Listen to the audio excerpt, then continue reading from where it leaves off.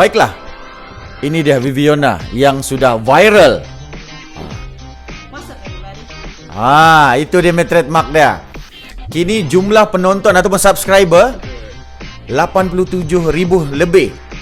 Dan bukan itu saja, ada dua video yang mula-mula dia 24 hours challenge on tree tu, dia saya tengok 539,000 jumlah tontonan. Itu yang pertama. Yang kedua, kalau saya tidak salah 139,000 jumlah tontonan. Sangat terkenal. Baru 9 video yang dihasilkan dan telah mula telah mula membuat akaun YouTube pada 19 April 2020. Masih lagi baru dengan jumlah subscriber yang hampir 100,000. Janganlah saya cakap banyak kan, kita dengarlah Viviona. Okey, baiklah. Terima kasih para pendengar. Jangan lupa like dan share segala apa yang kita siarkan di FB Live Universiti Malaysia Sabah pada hari ini, di mana kita berpeluang menemu bual sendiri Viviona Mosibin. Silakan Viviona. Okey, Viviona, boleh jelaskan sendiri dulu belajar di mana dan sambung di mana? Silakan. Sekolah rendah. Terima kasih atas jawab soalan tersebut. Dulu saya sekolah rendah di SK Pang. Lepas tu saya sekolah menengah dari tingkatan 1 sampai tingkatan 3 di SMK Pekan Pitas. And then lepas tu Form 4 saya sambung pelajaran ke MRSM di MFS Sandakan sampailah Form 5. Okay. Seterusnya sambung ke? Seterusnya saya sambung ke Asasi UMS, Asasi Sains UMS. Bagaimana perasaan mula-mula daripada Pitas menginjak kaki ke Asasi Sains UMS? Perasaan saya, first of course lah saya excited sebab saya halfway ke university, jadi saya excited lah merasai macam mana kehidupan university itu. Di samping itu, setelah belajar selama setahun di PPST, saya difahamkan Viviona merupakan seorang yang aktif dan melakukan banyak program bersama dengan pelajar-pelajar rakan-rakan di PPST. Dan di samping itu juga Viviona, pada mulanya Viviona pernah tak terfikir menjadi salah seorang YouTuber? Minat saya terhadap YouTube ni dia bermula first time saya masuk MRSM sebab macam mana MRSM kan satu institut yang macam dia banyak yang kita boleh belajar pada di sana. Jadi banyak pengetahuan yang saya dapat time saya study di MRSM dulu. Jadi di sana first channel yang saya tengok tu Primitive Technology yang buat itulah yang di hutan, masuk hutan semua tu. Jadi di sana lah saya memupuk minat dalam bidang YouTube. Jadi selepas tu barulah saya tiba-tiba berkembang lah macam dalam bidang gaming semua tu. Tapi saya ikut keadaan semasa juga sebab saya di kampung kan, di mana tiada kemudahan macam PC gitu untuk gaming. Jadi itulah yang saya buat kerja-kerja di kampung. Sekurang-kurangnya saya perlu upload video lah. Sekurang-kurangnya saya perlu post video untuk memulakan. Saya itulah. So, mula-mula sekali Viviona adalah memuat naik apabila anda 24 hours challenge on tree itu kan? Ya. Okey, itu bagaimana terlintas berfikiran merakam video apa semua? Dengan ibunya yang risau saya tengok.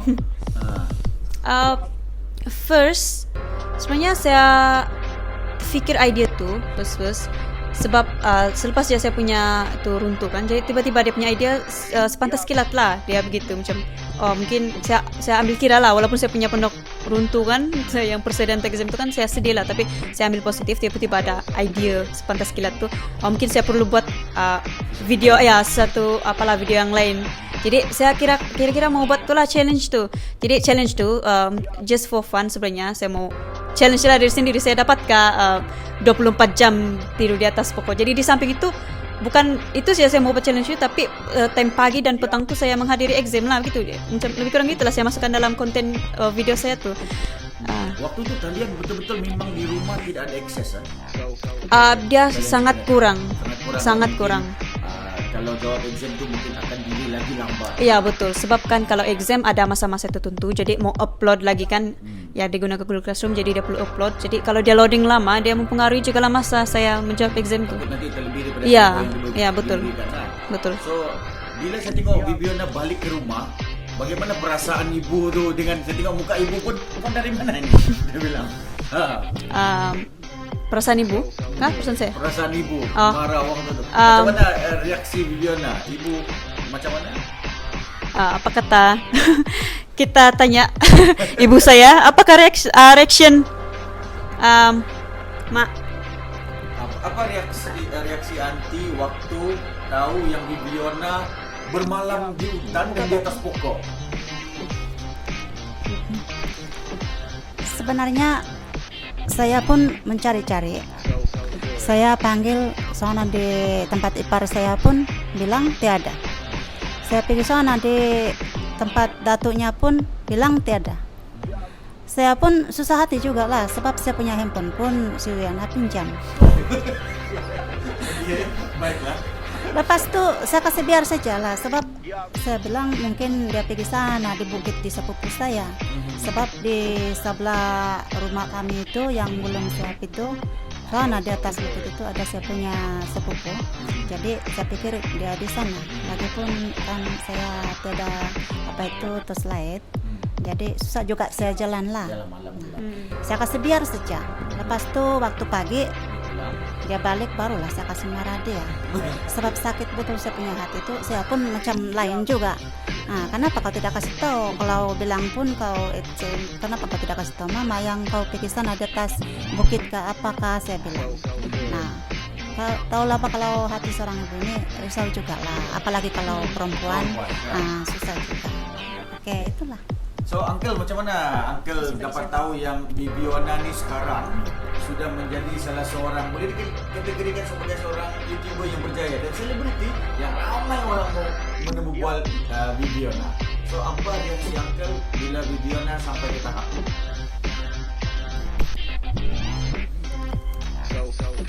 Seperti yang Tuan pencara beritahu dengan saya, menurut dengan video Viviana kasih viral itu dia buat, saya sungguh terharu dan bukannya secara kebetulan, tapi mungkin ide dia itu ada satu kurnia yang diberikan daripada Tuhan yang tidak dijangka. Saya bersyukur karena dengan ide itu satu yang memanfaatkan untuk dia untuk mendapat satu lain menjawab pemeriksaan pada waktu yang terdekat. Dan apabila selepas itu video yang telah dia viralkan itu menjadi satu tuntunan orang ramai, dan apabila jadi tuntunan ramai maka videonya sudah famous di sana, orang mencari, bahkan orang-orang kaki tangan kerajaan mencari dia. Jadi saya bersyukur atas ide dia. Pasal di kampung ini menurut apa yang kurang ada apa ini membawa kebaikan secara mengejut, khususnya ini bagian telekomunikasi yang kurang di tempat itu, lain yang kurang lah, bukan kurang dan dia internet yang kurang lah.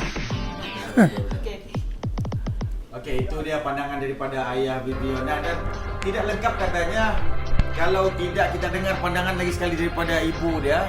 Bagaimana perasaan ibu apabila tahu yang Viviana sekarang menjadi seorang yang terkenal. Sana sini pun mau cari dia. Bukan saja di Malaysia, bahkan YouTuber di seluruh dunia pun ada komen berkenaan video-video Viviana.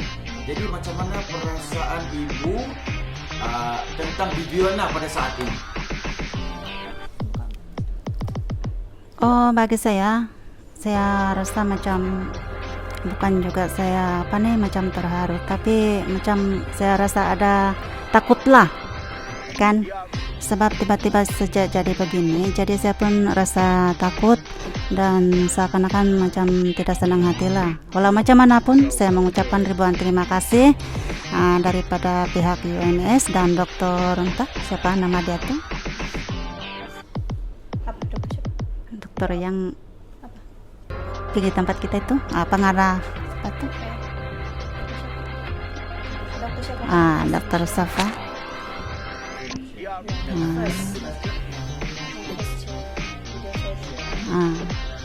Jadi saya ucapkan ribuan terima kasih, dan kepada semua pensyarah-pensyarah sini di UNS, saya juga mengucapkan ribuan terima kasih. Itu sajalah.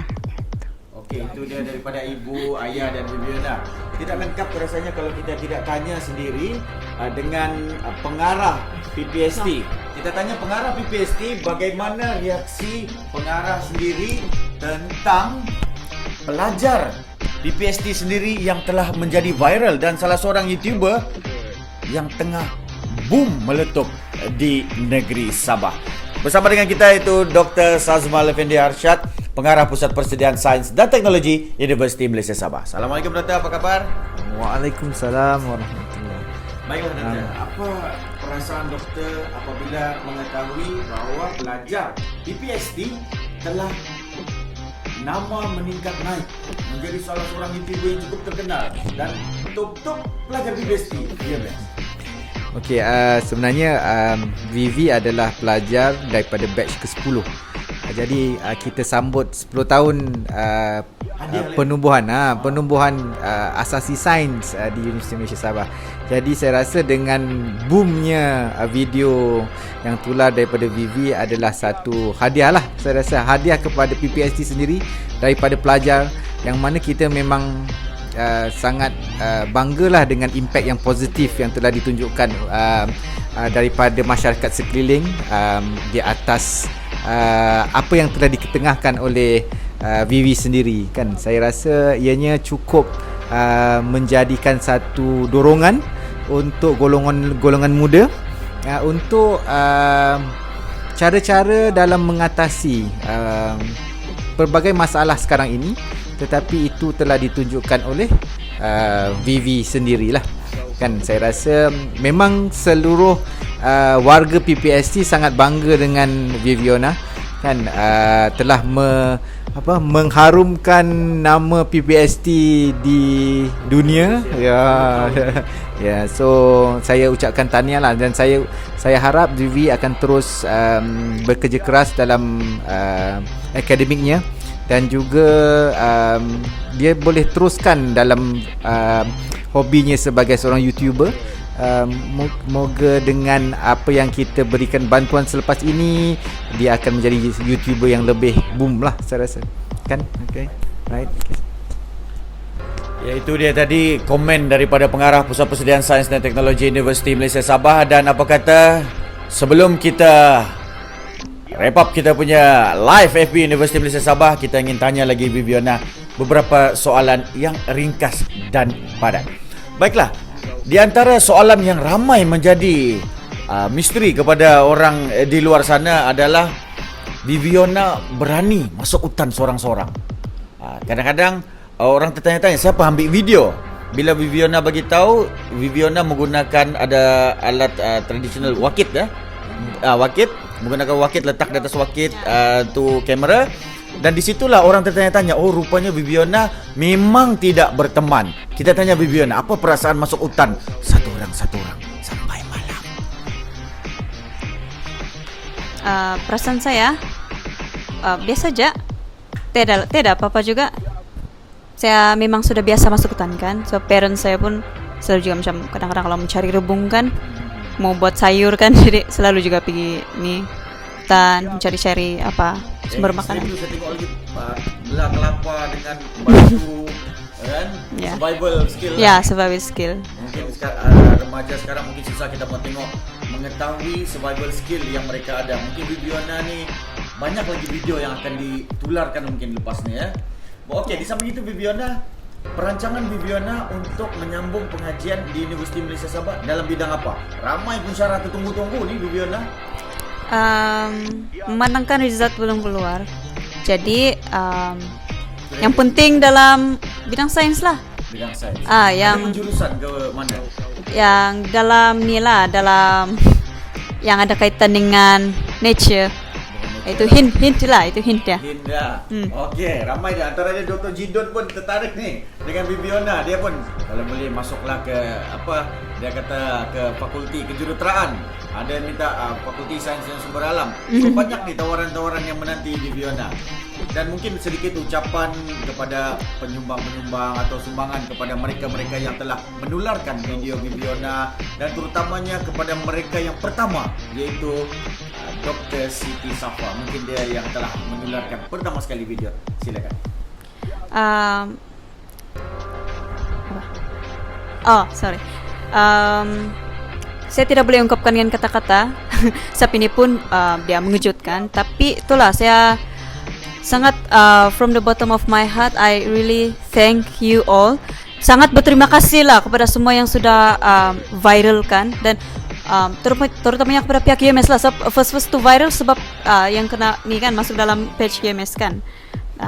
Jadi terima kasihlah Dr. Syafa, Prof. Syazmal, semua pensyarah-pensyarah PPST dan staff-staff. Ya itulah, saya mau cakap terima kasih dan juga kepada YouTuber yang bagi reaction kepada saya punya video, tidak kira lah dalam Malaysia, dalam Sabah atau seluruh Malaysia ataupun di luar negara. Saya sangat terima kasih lah sebabkan kamu bagi reaction tu, kamu dapat apalah, bagi tahu kamu punya yang penonton kamu tu untuk untuk tengok saya punya konten video saya di channel saya. Jadi itulah.